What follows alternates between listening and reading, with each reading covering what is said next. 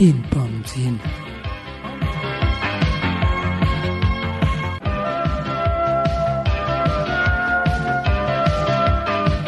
Fandaharana tolotry ny Fiangonana Batista Biblika eto Madagasikara.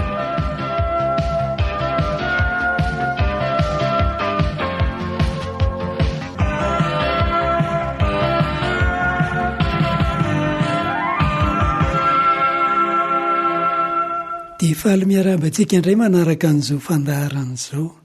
Efa hitantsika tamin'ny fandaharana teo aloha fa rehefa mandray ny famonjena ao amin'i Jesosy Kristy tsika dia mandray ny fanamarinana, ny fananganananaka ary ny fanamasinana avy amin'Andriamanitra. Inona avy ary ny tombontsoa azo amin'izany? Izay indray ny fampianarana entin'ny Pasteur Ajara Lambomanana amintsika anio.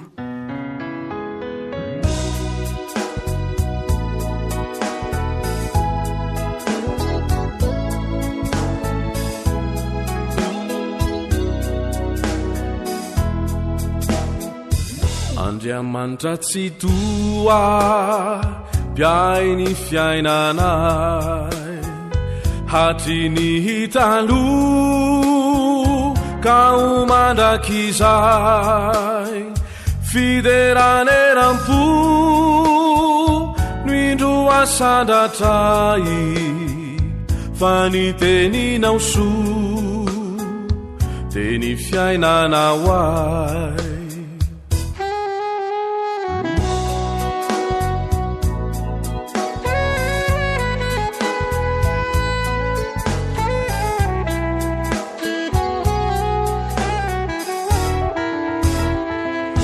Raketiko ampo tompony teninao ho fiarovanako tsy anotako aminao karaha misarika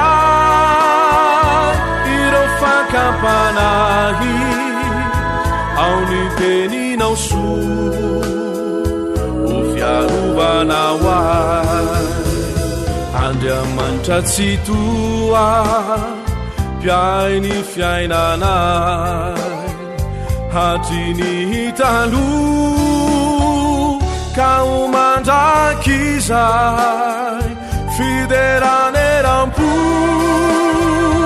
indro asandatray fa ny teninao soa dia ny fiainanao ay. Fa ny teninao soa dia ny fiainanao ay. Fa ny teninao soa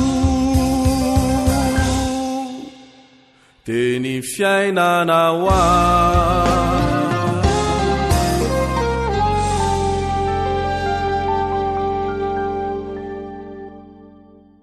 Faly miarabantsika indray manaraka an'izao fandarana izao.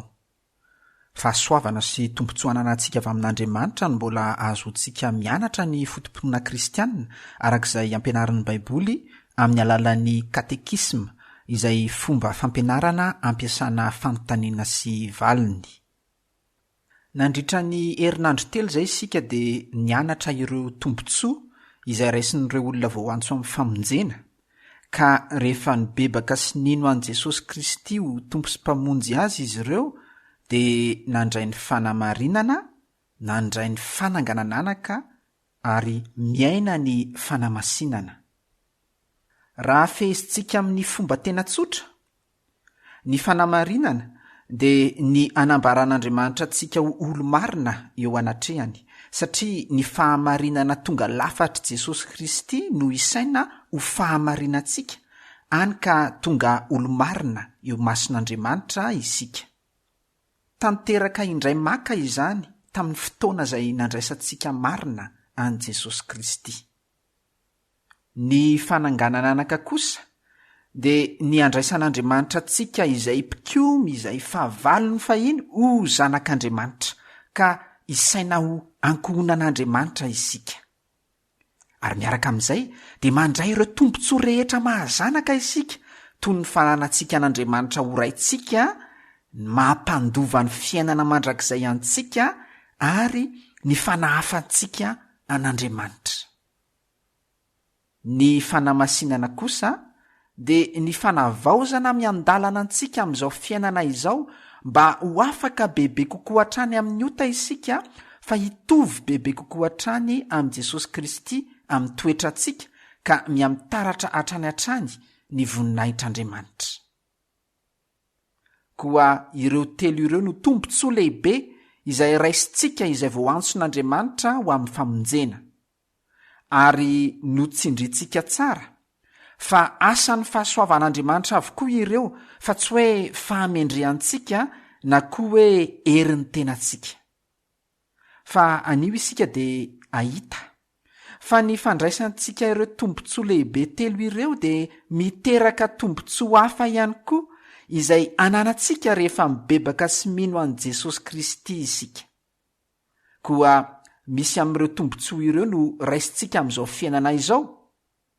Misy kosa no ho raisintsika amin'ny fotoana hahafatesantsika ary misy ny ho raisintsika amin'ny fananganana ny tena amin'ny maty. Ho jerentsika tsirairay avy izy ireo. Koa ny fanontaniantsika anio ary dia ny hoe inona avy ireo tombontsoa izay raisintsika amin'izao fiainana izao ka manaraka na ateraky ny fanamarinana, ny fananganananaka ary ny fanamasinana. Inona avy ireo tombontsoa izay raisintsika amin'izao fiainana izao ka manaraka na ateraky ny fanamarinana, ny fananganananaka ary ny fanamasinana. Valiny ireo tombontsoa izay raisintsika amin'izao fiainana izao ka manaraka na ateraky ny fanamarinana, ny fananganananaka ary ny fanamasinana dia ny fahazonantoka ny amin'ny fitiavan'Andriamanitra, ny fiadanan-tsaina, ny fiombonana amin'i Jesosy Kristy, ny fifaliana ao amin'ny fanahy masina,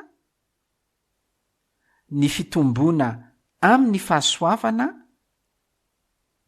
ny tombontsoan'ny vavaka ary ny faharetana hatramin'ny farany. Averiko izay valim-panontaniana izay somary lavalava, misy anankifito ireo tombontsoa ireo azonareo marihana tsara.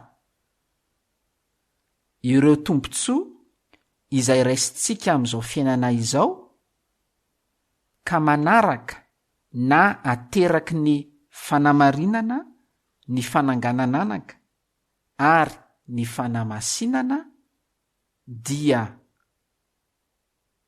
ny fahazonantoka ny amin'ny fitiavan'Andriamanitra, ny fiadanan-tsaina, ny fiombonana amin'i Jesosy Kristy, ny fifaliana ao amin'ny fanahy masina, ny fitombona amin'ny fahasoavana, ny tombontsoan'ny vavaka ary ny faharetana hatramin'ny farany. Ny andininy fanalahidy izay mifanaraka amin'izany valim-panontaniana izany dia hitantsika ao amin'ny Romanina 5:1. Romanina 5:1 izay manao hoe: koa satria efa noamarinina tamin'ny finoana isika dia manana fihavanana amin'Andriamanitra amin'ny alalan'i Jesosy Kristy tompontsika.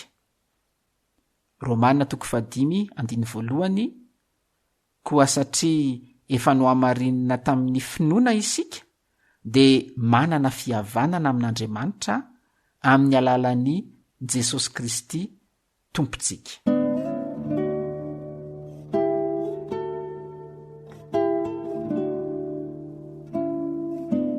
Ny fanamarinana, ny fananganananaka ary ny fanamasinana dia miteraka tombontsoa ara-panahy maro izay raisintsika amin'izao fiainana izao. misy tompontsoa 7 farafahakeliny no tanysaintsika teo amin'ny valim-panontaniana teo. Ny tompontsoa voalohany dia ny fahazonantoka ny fitiavan'Andriamanitra. Efa noresantsika tamin'ireo lesona teo aloha fa manambara ny fitiavan-dehibe izay nitiavan'Andriamanitra antsika ny nandraisany antsika ho zanany. Araka ny Jaona voalohany toko 7:1, Jaona voalohany toko 7:1 manao hoe: endre manao ahoana ny fitiavana nasehon'ny ray ho antsika dia ny niantsony antsika hoe zanak'Andriamanitra sady izany tokoa isika.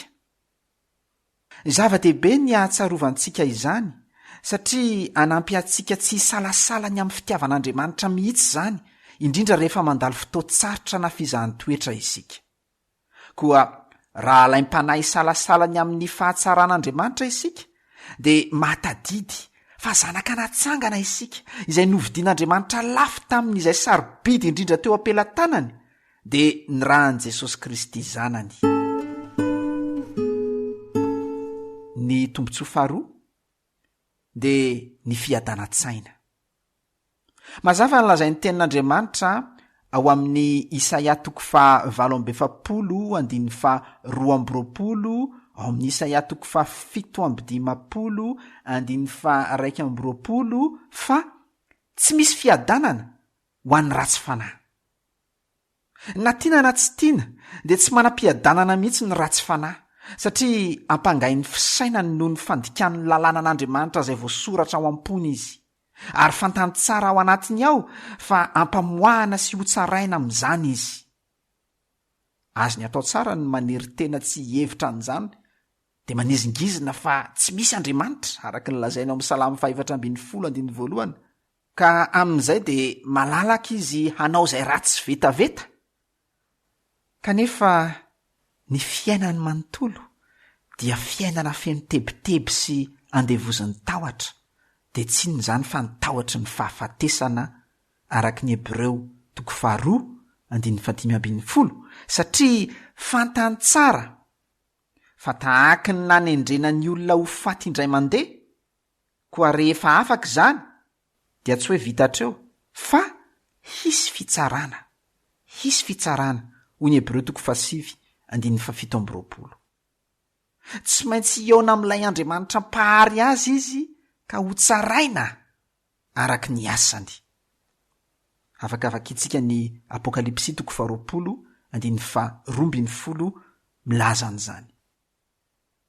Fa rehefa no amarinina tamin'ny finoanan'i Kristy kosa isika dia voalaza ny Romana 5:1 izay andin'ny fanalahidy teo fa manana fihavanana amin'Andriamanitra. Ary izany fihavanana izany no mitondra fiadanam-po sy fiadanan-tsaina ao anatintsika.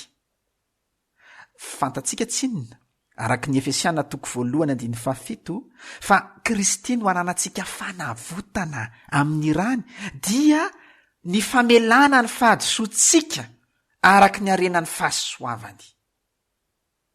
Koa araka ny teny Davida mpanjaka dia miaina sy mihira ny fahasambaran'izay voavela heloka isika, manao hoe sambatra ny olona izay voavela ny elony sy voasarina ny fahotany, sambatra ny olona izay tsy isain'ny tompo heloka. Salamo 2:1-2. Maivana ny fotsika ary milamina ny saintsika satria efa nefainy Jesosy Kristy avokoa ny trosabe izay nananantsika, izay tsy ho voalohantsika samyrery mihitsiny dia nitrosam-pahotantsika, any ka manana antoka isika araka ny Romanina 5:1, manana antoka isika fa tsy misy fanameloana izay hiatra amintsika intsony. Tombontsoa mavesa-danja izay manaraka ny fanamarinana antsika ao amin'i Jesosy Kristy ny fananana an'izany fiadanan-tsaina izany izay mandroaka ny mety ho fanameloan'ny tena rehetra. Ny tombontsoa fahatelo dia ny fiombonana amin'i Kristy. Ny olona izay no hamarinina noho ny finoanan'i Jesosy Kristy dia manana fiombonana amin'Andriamanitra ray sy ny zanaka araka ny teny Jaona ao amin'ny Jaona 1:7 manao hoe: ary ny fiombonanay dia amin'ny ray sy amin'i Jesosy Kristy zanany.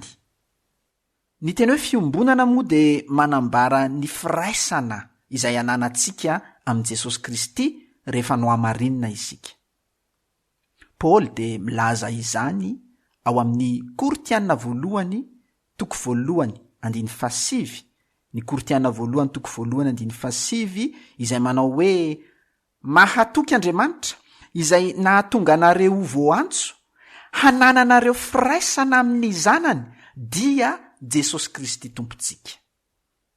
Koa inona izany fiombonana na firaisana amin'i Jesosy Kristy izany?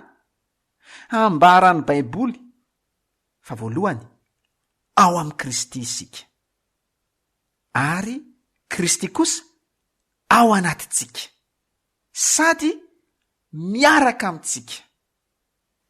Maro de maro ireo andininy izay manambara an'izany fiombonana amin'i Jesosy Kristy izany, fa singantsika ohatra ny Jaona toko 4:20, 2:20, Jaona toko 4:20, 2:20 raha milaza Jesosy hoe amin'izany andro zany dia ho fantatrareo fa izaho ao amin'ny raiko ary ianareo dia ato amiko ary izaho ao aminareo.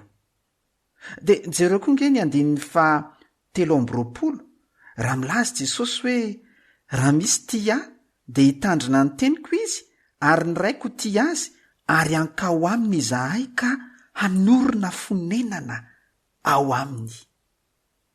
Ary noho izany fiombonan'izany indrindra dia tonga tompontsoa antsika avokoa ireo tompontsoa rehetra izay azo an'i Jesosy Kristy tamin'ny fahafatesany sy ny fitsanganany tamin'ny maty. Resahan'i Paoly manokana ohatra ao amin'ny Romanina toko 4:1 fa noho ny fiombonantsika amin'i Jesosy Kristy dia tsy manan-kery amintsika intsony fa nameloana vokatry ny ota mba amin'ny tahotra ny fahafatesana izay mety hoe hanangoly antsika, satria efa voaloha avokoa ny trosantsika rehetra ao amin'i Jesosy Kristy. Ny tompontsoa fahefatra manaraka an'izay dia ny fifaliana ao amin'ny fanahy masina. Tsy misaraka amin'ny fiadanam-po ny fifaliana izay samy vokatra ny fitoeran'ny fanahy masina sy ny asan'ny fanahy masina ao anatin'ny mpino, araka ny Galatiana toko 5:2-20 manao hoe ny vokatry ny fanahy kosa dia fitiavana, fifaliana, fiadanana. Ary mario tsara fa tsy miankina amin'ny toejava mitranga amin'ny fiainana ny fifaliana ao amin'ny fanahy masina, satria vokatry ny fananana tombontsoa izay maharitra mandrakizay sady tsy mba miovaova dia ny fananana an'Andriamanitra ho ray, ny fiombonana amin'i Jesosy Kristy ary ny fiadanam-po vokatry ny fahazonantoka ny amin'ny famonjena. Ary tsy mahagaga noho izany raha mandidy antsika hifaly mandrakariva ny tenin'Andriamanitra araka ny hitantsika ao amin'ny Filipianina toko 4:4, mifaly mandrakariva ao amin'ny tompo. Io fifaliana io ry havana dia isan'ireo fiovana hita sady tsapa voalohany indrindra amin'ireo olona vao nandray ny famonjena ao amin'i Jesosy Kristy, any ka nanotarehan'izay zatra manjombona indrindra aza dia tonga mihiratra tanteraka. Ny tombontsoa fahadimy kosa dia ny fitombona amin'ny fahasoavana. Efa nomen'Andriamanitra antsika ny fahasoavana ho tonga amin'ny fahalalana an'i Jesosy Kristy ho tompo sy mpamonjy antsika, ary mbola antsony tombo hatrany amin'izany fahasoavana izany isika araka ny tenin'ny Petera ao amin'ny Petera 2:7-7:20 manao hoe fa mitombo amin'ny fahasoavana sy ny fahalalana an' Jesosy Kristy tompo sy mpamonjy antsika. Petera 2:7-7:20. Io fitombona amin'ny fahasoavana io no vokatry ny fanamasinana eo amin'ny fiainantsika andavanandro.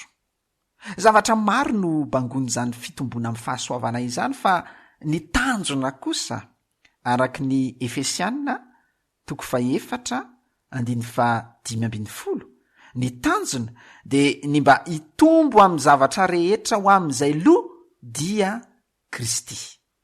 Efesiana toko 4:5 koa ny mitombo amin'ny fahasoavana dia ny mitombo tsy amin'ny fahalalana an' Jesosy Kristy fotsiny ihany fa mitombo amin'ny fitovian-toetra amin'i Jesosy Kristy ihany koa. Ny tombontsoa fahenina dia ny tombontsoa ny vavaka, satria olom-bovony izay vita fihavanana tamin'Andriamanitra isika ary ambonin'izay dia natsangan'Andriamanitra ho zanany dia manana ny tombontsoa manokana ny iresaka aminy tahaka ny zanaka miresaka amin'ny rainy amin'ny alalan'ny vavaka isika. Tsy mba mihainy ny vavaka ny ratsy fanahy ny tompo araka ny Salamy 1:7-7 sy ny 9 fa manongila ny tsofina sy mamaly kosa izy rehefa ny zanany no miresaka aminy ka mangataka zavatra aminy ka mifanaraka na milahatra amin'ny sitrapony zany. Jesosy Kristy no nanome izany fampanantenana izany ao amin'ny Jaona 5:17 ny Jaona 5:17 raha miteny izy hoe raha mitoetra ao amiko ianareo ka mitoetra ao anatinareo ny teniko dia angatao izay tianareo ninona fa ho tonga aminareo zany. Jesosy nampianatra ny mpianany mba hiantoraka mbavaka amin'ny rainy izay any an-danitra araka ny hitantsika ao amin'ny Matteo 9.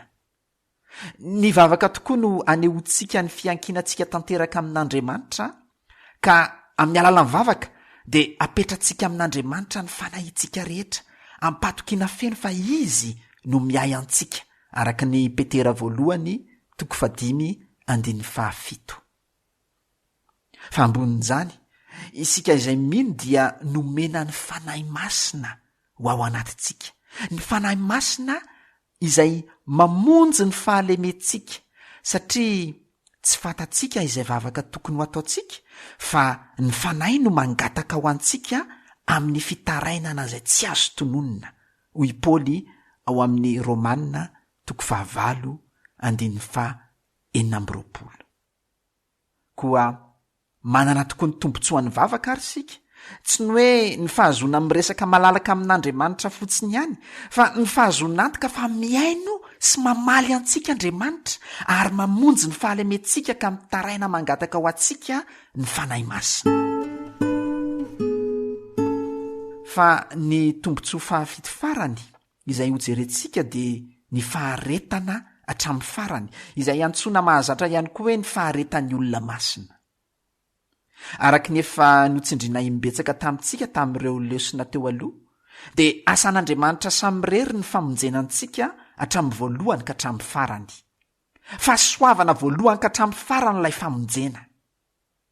Paoly dia nanamafy tsara momba an'izany famonjena izany ao amin'ny Filipianina 1:9 fa izay nanomboka asa tsara tao anatinareo dia Andriamanitra izany no ahatanteraka izany mandra-piavy ny andron' Jesosy Kristy. Filipianina 1:9. Koa tsy hoe miezaka ny aharitra hatramin'ny farany mpino mba ho voavonjy manjary famonjena mifototra amin'ny asa zany ka tsy ara-baiboly, fa kosa azo antoka fa haharitra hatramin'ny farany mpino satria efa nandray ny fahasoavan'Andriamanitra izay mitahiry azy ho amin'izany famonjena izany izy. Tsy ny mino akory no miezaka mamikitra amin'Andriamanitra mba tsy ho lava hiala amin'ny famonjena, fa Andriamanitra no mamikitra azy mba tsy ho very intsony izy. Jesosy Kristy mihitsy no efa nilaza an'izany ao amin'ny Jaona 10:7-20 sy 7. Raha ny teny hoe ary izao manome azy fiainana mandrakizay ka tsy ho very izy mandrakizay ary tsy hisy andrombaka azy amin'ny tanako. Ny raiko izay nanome ahy dia lehibe noho izy rehetra ary tsy misy mahay mandrombaka amin'ny tanany ray. Jaona 10:7 sy 7. Ary mifanaraka amin'izany dia azo lazaina izany fa marika na pirofo izay maneho ny tena fananany famonjena ny faharetan'ny mpino hatramin'ny farany.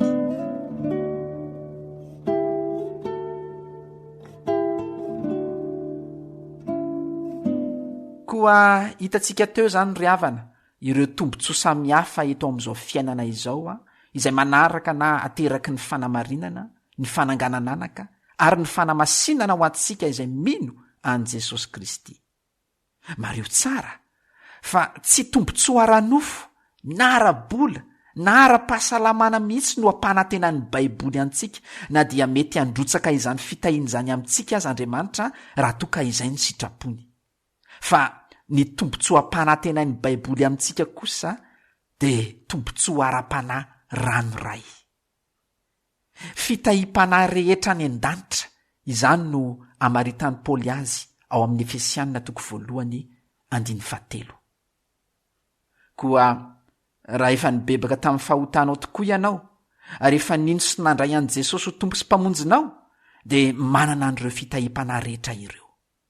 Noho ny fanamarinana anao, noho ny fananganan'Andriamanitra anao ho zanany, ary noho ny fanavaozany hatrany ny toetranao mba ho afaka bebe kokoa hatrany amin'ny ota sy hitovy bebe kokoa hatrany amin'ny Jesosy Kristy, dia anananao avokoa ireo fitahim-panahy rehetra ireo, dia ny fahazonantokany amin'ny fitiavan'Andriamanitra, ny fiadanan-tsaina, ny fiombonana amin'ny Jesosy Kristy, ny fifaliana ao amin'ny fanahy masina, ny fitombona amin'ny fahasoavana, ny tombontsoa ny vavaka ary ny faharetana hatramin'ny farany.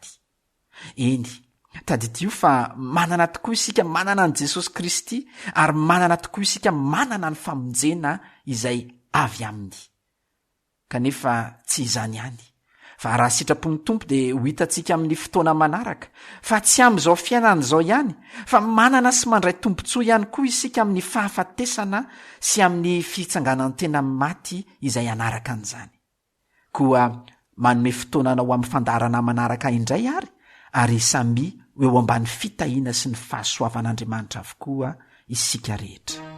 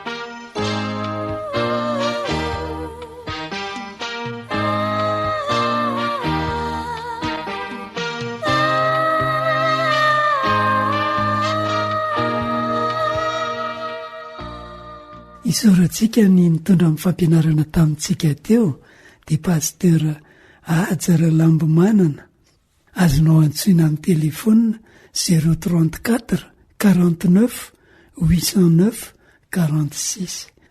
Mandra-peo indray ary ny tompony hitahanao.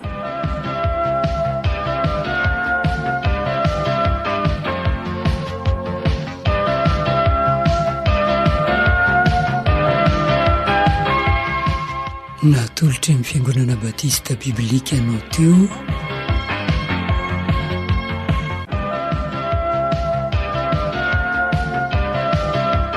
tiany fiainana, tiany mpamonjena.